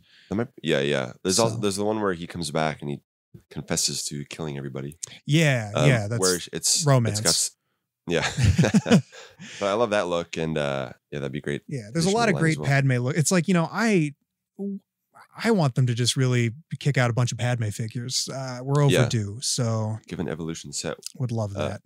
Not to distract from your list, but I'll say one on mine, and then we can move on from Padme. For sure. But every Padme costume that you haven't made, just make it. They're like 99% of the way there on Phantom Menace in one way or another. I need Tatooine Handmaiden. We could use new versions of the Tatooine Handmaiden for sure. Yeah. And the Senate version needs the cloak, and we don't technically have her orange and yellow Handmaiden look, even though we got a Rabe in that look. But Attack of the Clones still has quite a ways to go. Yeah. They've got a fair amount. But my top choice for Padme for Attack of the Clones would be her lake gown. Yeah. During the I don't like saying the Forbidden Kiss scene, which the pink and the yellow, it's something about it. It's just great. Yeah. That Natalie Portman, she's great. She's great. Let's see what else on my list. Supreme Chancellor Palpatine. I think, I want more Palpatines. We need the big sleeve version from when he gets the emergency powers. We don't have that one. Yeah, so that was the one I was thinking of, because I originally had it listed as from his office, in the more black neutral one where he's talking with the Jedi and the senators. But yeah, the big sleeve one. The 2002 one, I know we could use soft goods or whatever. The sculpt is really not that bad. No, I'll say I have it standing in. The sculpting on a lot of these figures was, I think, around Power of the Jedi line. It was a big leap up from the Episode 1 Power of the Force figures. So, details aren't there, whatever, but a lot of the sculpts are really not bad. Still 20 years on. Yeah. Especially that figure. Yeah, that figure, it doesn't need to do much. So it's like I'm happy enough with the old one, that I have, but can't say no to more Palpatines, the bad guy of the entire saga. I need that. Yeah. Plo Koon, of course, some Jedi, Geonosian warriors, Coleman, Trebor, Klieg Lars, some Kaminoans like Ton Wee, a Jar Jar. Yeah. And then this one might be a bit grim. I don't have it typed out here, but Shmi. I know that's a really dark one. I was thinking about that. Yeah. Yeah, but it's so dark, but at the same time, it's like, the lake dress Padme, that's part of Anakin's fall is, that. And then really Anakin's full-on transformation into Vader really begins with the death of Shmi. Yep. And that's such a informative, pivotal moment to the character that, not that I want a beaten, bloody, dying woman figure. Just, it sounds bad that I want that, but for scenes of import, like I would love to see the fact that it underlines the fact that they've made so much else from the film that some of these characters, a dude who got his leg cut off by Tusken Raiders and, Also, I want a Watto. I would love a TVC style Watto. I'd love another Watto. I'd prefer an Episode 1 Watto, I think. Over For sure. He has 2. more to do then, so. Yeah, but because even the Episode 2 one was great with his little stand, and he's got the wings, and he's got that expression is just really good. Yeah. I'd love some better Kaminoans. And I'll just say it again, reissue of the gunship, please. Yes. Some of the, as we've said 100 times, I'll say it 100 more, easy repaints. Mm-hmm. Clone Trooper Captain, Clone Trooper Commander, Geonosis Battle Droid. Those are my top 3 gimmies from Attack of the Clones, in addition to Jango. But so glad that Anakin's coming out. He was on my list. He was on my cards that I'd made. My top 25 list had Klieg, of course, Klieg, some might call him. Yeah. And late gown Padme. But some of these Attack of the Clones figures, I still really want them. There were a couple items that I've wanted for a long time that I never thought we would see again. And we did not get them as figures back in the day, but we did see them in Book of Boba Fett. And I did the Leo DiCaprio thing when they came on. There's the Cook Droid, which refuses to serve R2 right before Anakin talks about compassion and whatnot in the on the refugee freighter. Yeah. But that appeared again, and everybody was like, "It's what do they call him, General Clevis or something?" Yeah. But it's the COO series droid, the Cook Droid, which the real heads knew it was from Attack of the Clones, but all these Johnny-come-latelys forgot about him. But he was so cool in the Book of Boba Fett, so maybe they just needed to give him an action scene or something. Now, so please, I want him from Book of Boba Fett, but I'll put him with the Attack of the Clones figures. And then, because they made the other figures from I was going to say, what would he go with in the Book of Boba Fett display? Because there are no figures really for that. EV-99 when we get a new one, and by the Return of the Jedi 80th anniversary or something. Sounds about right. I don't know. But the other thing is the rickshaw with the droid, the RIC 920, I believe, without looking it up. Droid. I love the little... Okie. Yep. Yeah. Love it. Yeah, to go with that Watto and to go with they made the Padme. Now we're finally getting Anakin with the neutral robe. Yep. And yeah, but a pivotal moment in Star Wars happened when Mando and Grogu were reunited on the back of that thing in the Book of Boba. Whoever thought that would happen? Well, first of all, who thought that would happen in a show that's not The Mandalorian? But yeah. Different conversation. But we got the Attack of the Clones rickshaw droid and rickshaw back. Listen, I would love that with Pelimato and her pit droids and the rickshaw droid. That would be such an awesome set. Oh, that would be incredible. Make it a $70 Pulse exclusive or whatever. I'd buy it. Yeah. Next HasLab, why not? I just remember seeing that in Book of Boba Fett and just not sure how I felt about it. I was laughing but I was laughing in a way I don't think I was supposed to. Well, because it showed up in the infamous mod scooter scene. Yeah. But I was so happy to see it though. Again, it was very much like, oh, you know that I'm a sucker, so that's why you threw it in there. But yeah, we just spent 2 hours talking about how much we love Attack of the Clones, so we can't rag on Book of Boba Fett too much. You know? Yeah. So quality is relative. Good is a point of view, Anakin. You might even say. But the other thing, so yeah, if I need them to bring back a small vehicle line, we've talked about it 1,000 times. But some say it's not feasible, but I don't buy that. I don't buy it. I look at my Jurassic World Legacy, what the new one, Hammond Collection figures, the $20 beast, $20 giant dinosaurs, fully articulated, fully painted, awesome collector quality, awesome. Something that would look great in that style is the Ore, the Geonosian Ore, with the execution cart, which again, so many pivotal scenes happen in that. Padme confesses her love to Anakin, and even he's like, "What? Why? I killed a bunch of kids. I told you this is going to happen again. You can't be surprised about it. You know who I am." Yeah.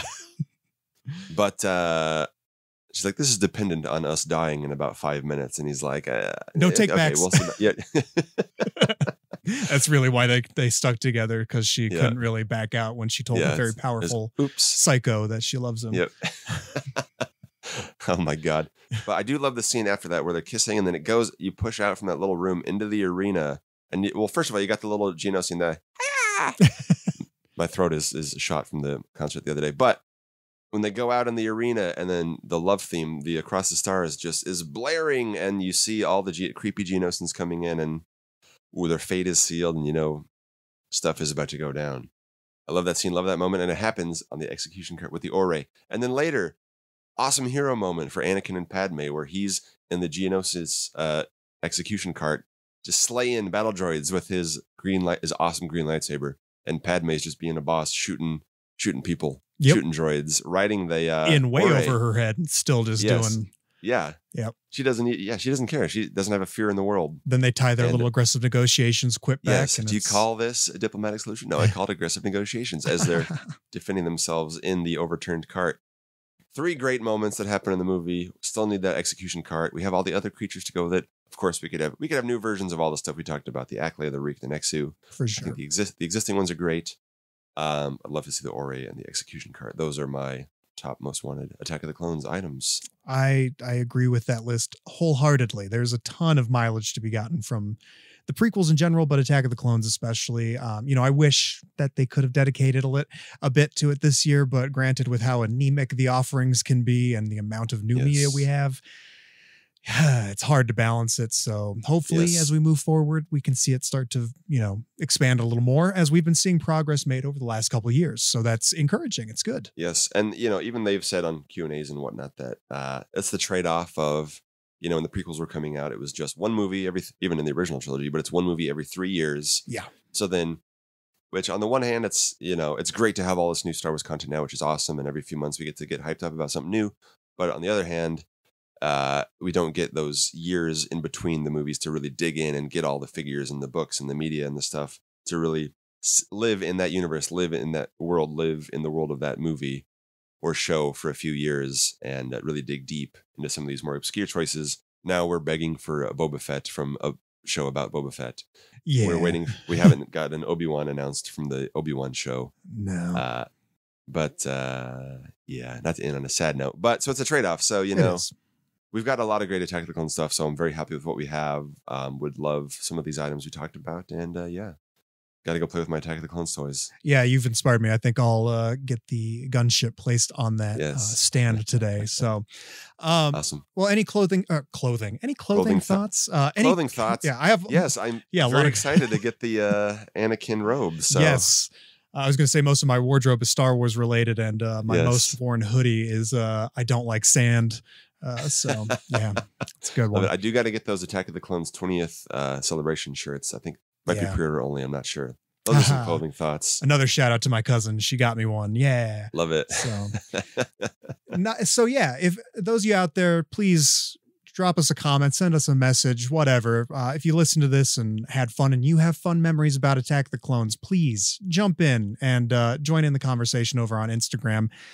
As always, you can find us at SWTVC. The day that you can't find us there is the day democracy dies, I guess. It's the day we lose it. The day we stop believing that Instagram can work is the day we lose it. Oh, yikes. Wow. Thank God for you, John. So fun stuff, man. This was a great little nostalgia trip. Thanks for putting this together, John. I really appreciate it. Thank you for joining me on this trip. Fun to celebrate something that doesn't feel like it was 20 years ago, but I guess it was. I can't believe it. Wow. So I guess I do understand when the old guard have you get a little defensive about their OT purism. It's like, well, yeah, no, I kind of get it. Yeah, you do want things from when, Star Wars you grew up with. So we haven't had to wait 40 years, but we have had to wait at least 20 for some things. So stacks up. Anyway, all right, gang, that does it for this Attack of the Clones celebration episode of the SWTVC podcast. As always, back TVC, balance the scales, Hasbro, keep 375 alive, finish the 96, and may the Force be with you.